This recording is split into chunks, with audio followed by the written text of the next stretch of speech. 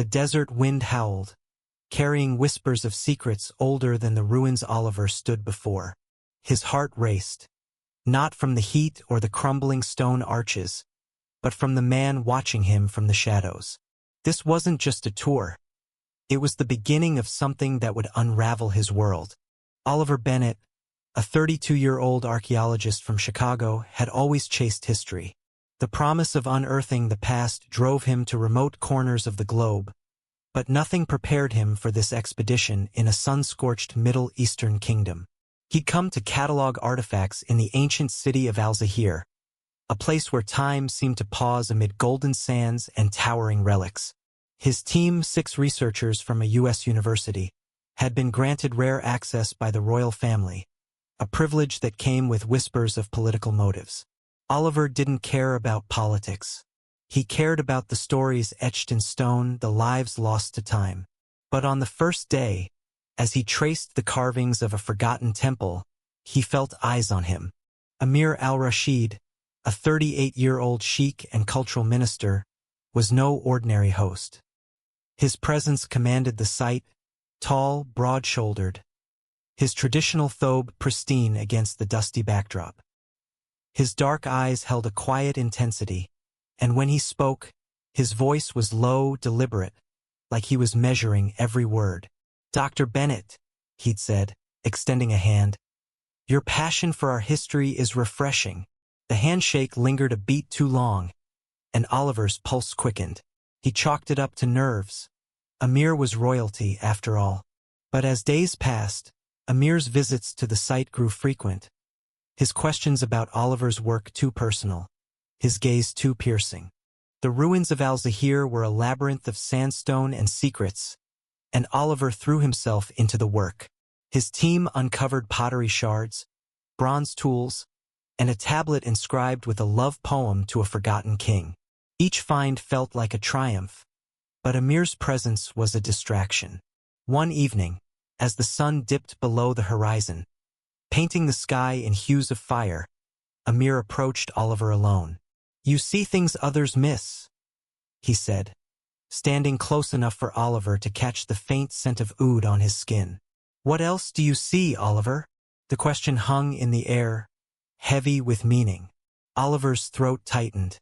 He wasn't naive. He'd felt this kind of pull before, the unspoken tension of attraction. But this was different. Amir was a sheikh, bound by tradition, power, and a world Oliver barely understood. Back at the camp, Oliver's colleague, Sarah, noticed his distraction. "You're spending a lot of time with His Excellency," she teased, her tone light but probing. Oliver brushed it off, but her words lingered. He was openly gay in Chicago, comfortable in his skin. But here, in a country where such truths were rarely spoken, he felt exposed. Amir's attention was a riddle, professional courtesy or something more. The thought thrilled and terrified him. As the days turned to weeks, the excavation unearthed more than artifacts. Oliver and Amir's conversations grew longer, stolen moments between ancient columns or under starlit skies. Amir spoke of his childhood, his love for poetry, his duty to a family that expected perfection. Oliver shared stories of his own. Growing up in a small Midwest town, coming out to his parents, finding solace in history. Their worlds were oceans apart, yet each exchange felt like a bridge being built, fragile but undeniable. One night, after the team had retired, Amir invited Oliver to a private dinner at a nearby oasis. The setting was breathtaking, palm trees swaying, lanterns casting a warm glow over a spread of dates, flatbread, and spiced lamb. "This place," Amir said, his voice soft, "was once a refuge for lovers forbidden to meet." Oliver's heart skipped. Was Amir hinting at something, or was Oliver reading too much into it? The air crackled with tension, and when their hands brushed while reaching for the same dish, neither pulled away. For a moment the world was just them. Two men, two stories, one fleeting connection. But the oasis wasn't the only thing hiding secrets. Back at the site, Oliver overheard a heated exchange between Amir and a government official. Words like scandal and reputation cut through the night air. Oliver's stomach churned. Was Amir's interest in him a risk to his position? To his safety? The realization hit hard.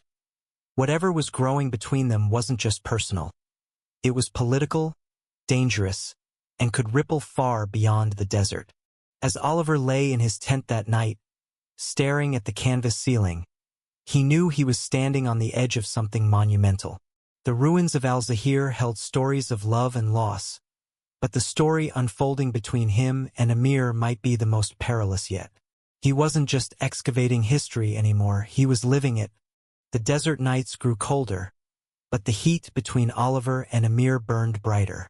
Each glance, each quiet word, felt like a spark threatening to ignite something neither could control.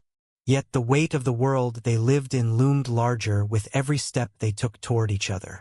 Oliver threw himself into the excavation to distract himself, but the ruins seemed to mirror his turmoil. The team uncovered a chamber beneath the main temple, its walls adorned with faded murals of star-crossed lovers. A king and a commoner, their hands outstretched but never touching. The discovery sent a chill through Oliver. He traced the figures with his fingers, wondering if history was warning him. Amir, ever watchful, stood nearby. "They loved in secret," he said quietly, his eyes on the mural but his words aimed at Oliver.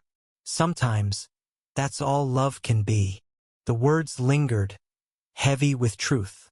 Oliver wanted to ask what Amir meant, but fear held him back. Instead, he focused on the work, cataloging relics, sketching murals, documenting every detail. But Amir's presence was inescapable. He'd appear at dusk, offering insights into the kingdom's history or asking Oliver about his life in Chicago.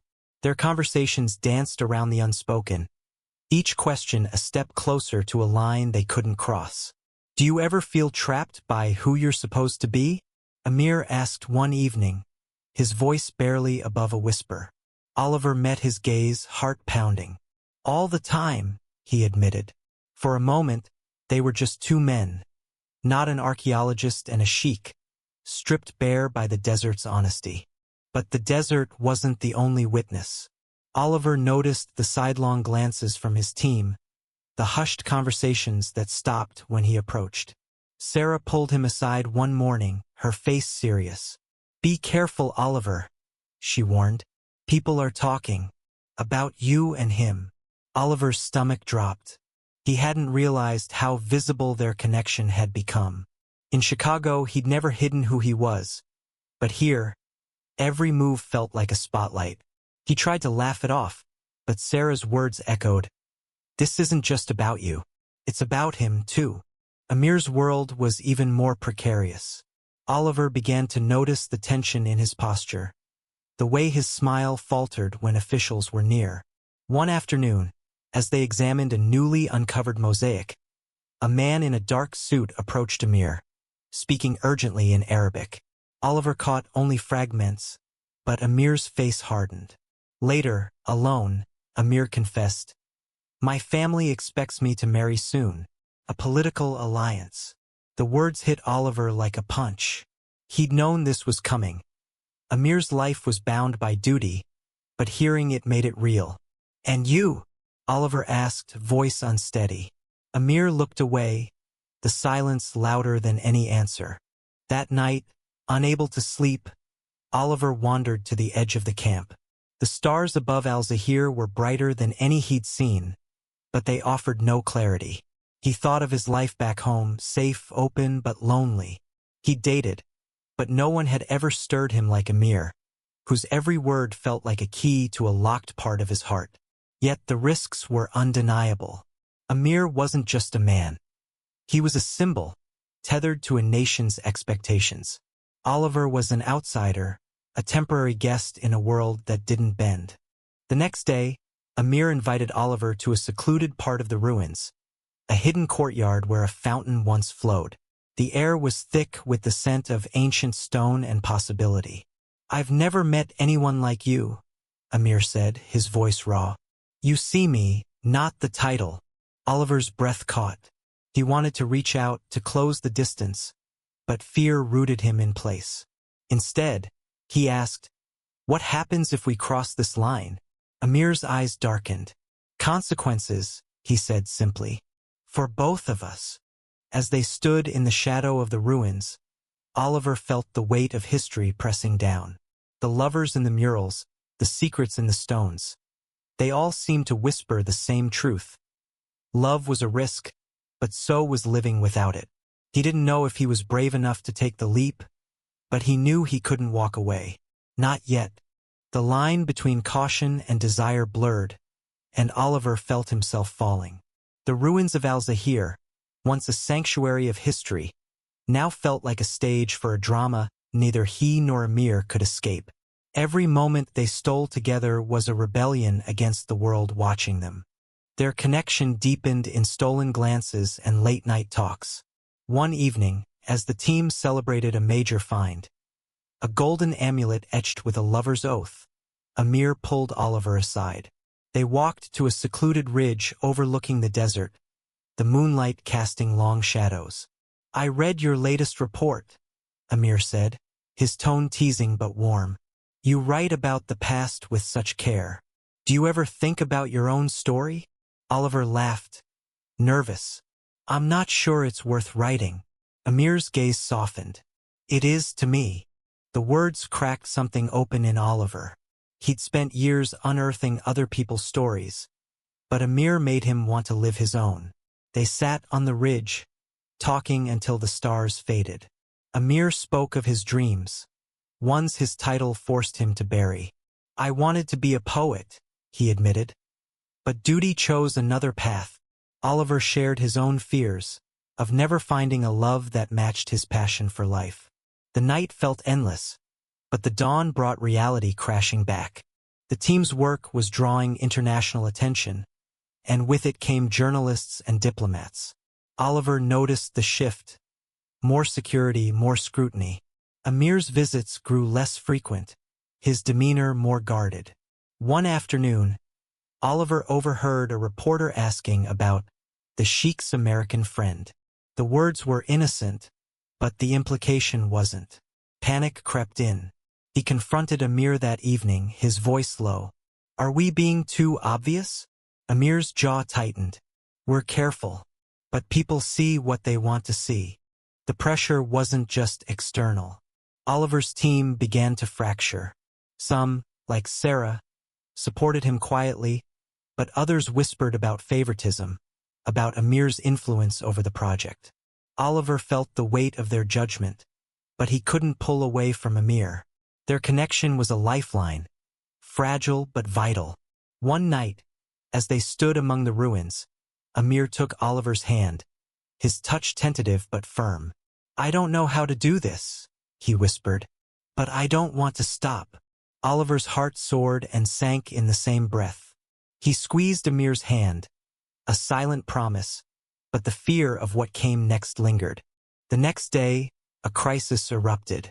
A local official accused the team of mishandling artifacts, a charge Oliver knew was false.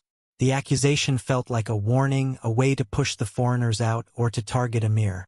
Oliver confronted the official, his temper flaring, but Amir intervened, his voice calm but steely. "This is my responsibility," he said, dismissing the official. Later, alone, Amir admitted the truth. "They're looking for reasons to discredit me, and you're an easy target." Oliver's chest tightened. "Because of us?" Amir didn't answer, but his silence was enough.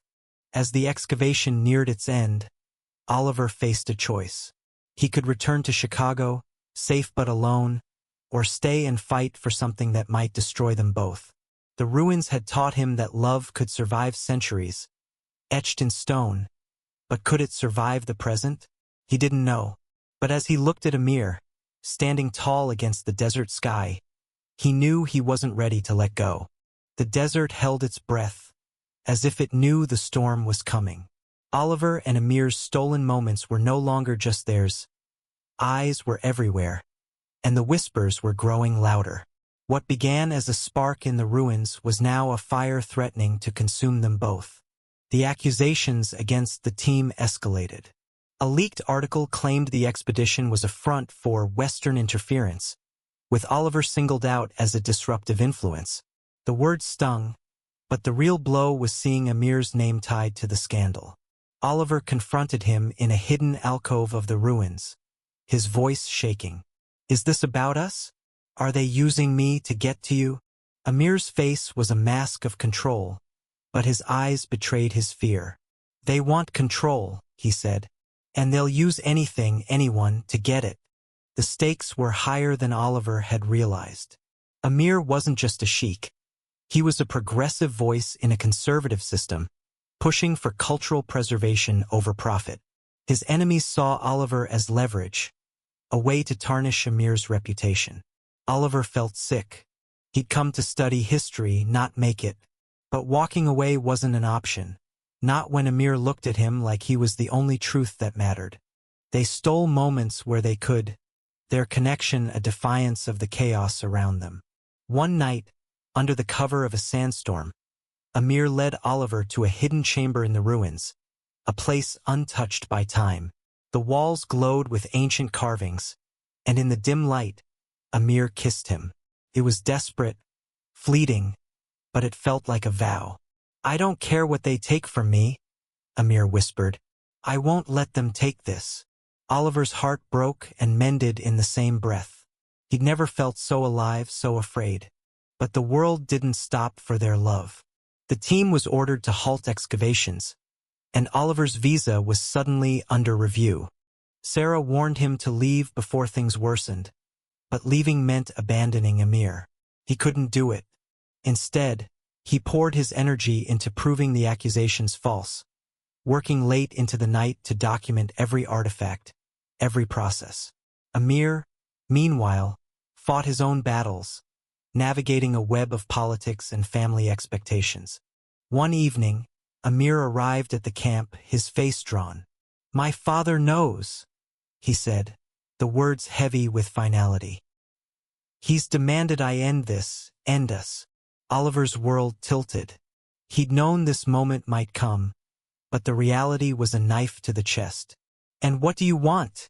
he asked, voice barely steady. Amir's eyes met his, fierce and unwavering. "You," he said, "but I don't know how to keep you." The next day, a compromise was offered. The team could stay, but Oliver had to leave. It was a clear message: separate them or worse. Oliver packed his bags, his hands shaking, but he wasn't giving up. He and Amir made a plan. Oliver would return to Chicago, gather support from academic allies, and fight the accusations from abroad. Amir would stay, navigating the political fallout, protecting what they'd built. It wasn't a goodbye, but it felt like one. As Oliver boarded the plane, the desert stretched out below, a reminder of what he was leaving behind. But he carried Amir's words, his touch, his promise. This wasn't the end. It was a pause in a story still being written. Chicago's skyline felt cold and foreign after the desert's warmth. Oliver's apartment, once a haven, now seemed empty without Amir's voice, his presence. But distance couldn't erase what they'd started. It only made him fight harder. Back in the U.S., Oliver threw himself into clearing his name and the team's. He reached out to colleagues, journalists, anyone who could amplify the truth. The accusations were baseless, a political maneuver to undermine Amir. He spent sleepless nights drafting letters, compiling evidence, and speaking at academic conferences. The ruins of Al-Zahir weren't just artifacts. They were a battleground for something bigger. Amir's messages came sparingly, each one a lifeline. "They're watching me," he wrote once, his words careful but laced with longing. "But I think of you every night." Oliver clung to those words, rereading them until they blurred. He sent Amir updates, photos of Chicago's lakefront, anything to keep their connection alive. But the silence between messages grew longer, and doubt crept in. Was Amir pulling away to protect him, or himself? Meanwhile, the scandal grew. International headlines painted Oliver as an opportunist, Amir as a reckless royal. Social media buzzed with speculation, some supportive, most cruel. Oliver's parents, supportive but worried, urged him to move on. "You can't fight a whole country," his mother said. But Oliver wasn't fighting a country. He was fighting for a man, a future, a truth. A breakthrough came when a colleague uncovered proof. The mishandled artifacts were mislabeled by a local official, not the team. Oliver sent the evidence to Amir, hoping it would shift the tide. Days later, Amir called, the first time they'd spoken since Oliver left. His voice was strained but warm. "You're relentless," he said, a smile in his tone. "I'm trying to protect you, but you make it impossible."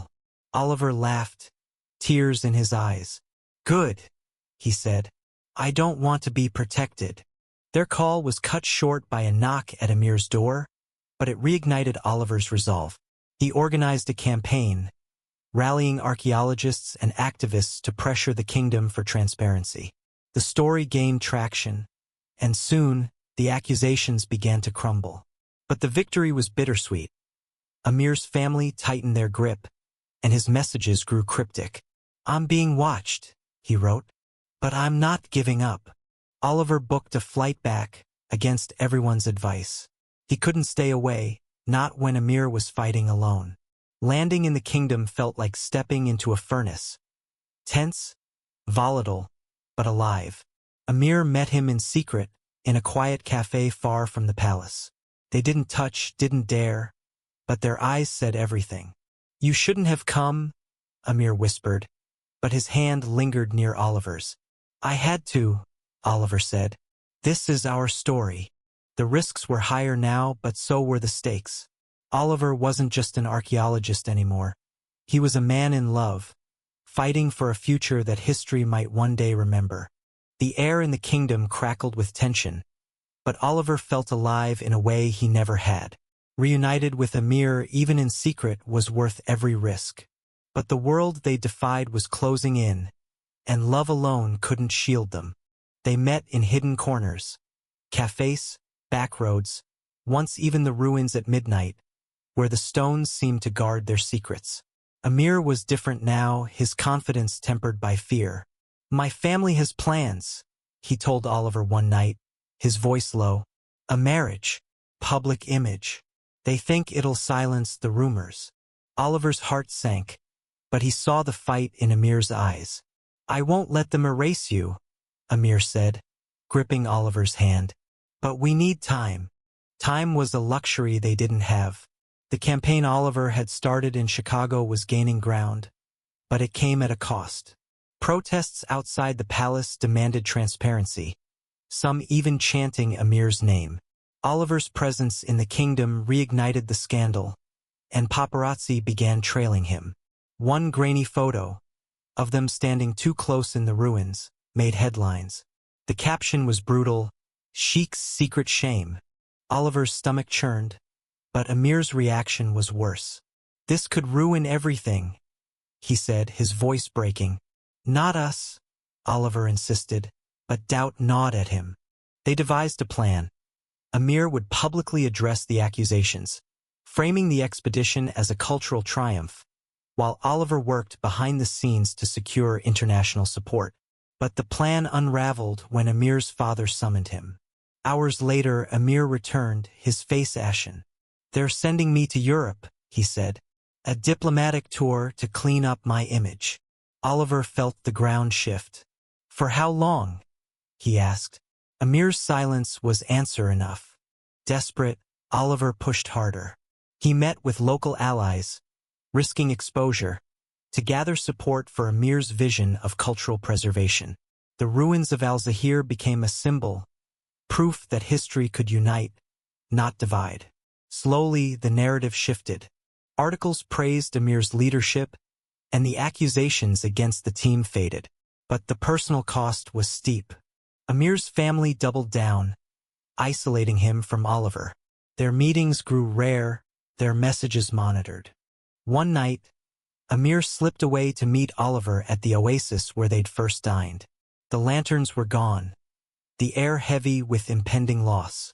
"I can't keep you here," Amir said, tears in his eyes. "It's too dangerous." Oliver shook his head, stepping closer. I'm not leaving you to fight alone. They kissed, a desperate act of defiance, but the sound of footsteps broke them apart. A guard, loyal to Amir, warned them to leave. They know, he said. You have to go now. Oliver fled to a safe house, his heart racing. Amir's last message was simple, wait for me. But as days turned to weeks, Oliver wondered if waiting was enough. The ruins had taught him that love could endure, but only if both sides fought for it. He wasn't giving up, not on Amir, not on them. The safe house was a cage, but Oliver's hope was a flame that refused to die.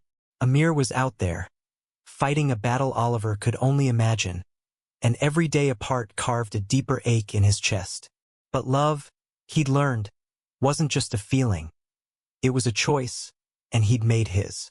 News trickled in slowly. Amir's diplomatic tour was a facade, a way to keep him under watch while his family negotiated his future.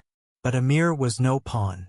He used his platform to speak about Al-Zahir, turning the ruins into a global cause. His speeches, broadcast worldwide, were laced with coded messages, phrases about history's hidden truths, about love that defied time. Oliver watched, heart swelling, knowing those words were for him. Back in the kingdom, Oliver worked in secret, coordinating with allies to protect the excavation site. The ruins were now a UNESCO candidate, a victory that felt hollow without Amir. But the fight gave Oliver purpose. He wrote articles, gave interviews, always careful to shield Amir's name. The world was watching, and so were Amir's enemies. Months passed, each one heavier than the last. Then, a breakthrough, Amir was returning. Oliver's heart raced as he read the message, sent through a secure channel. Meet me where it began. He knew the place, the hidden courtyard in the ruins. Under cover of night, Oliver slipped past guards, his pulse pounding. The desert was silent, the stars brighter than ever.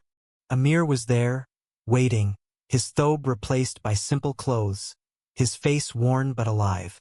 They collided in an embrace, no words needed. I thought I'd lost you, Oliver whispered. Amir cupped his face, eyes fierce. You're my home, he said. I fought for this, for us.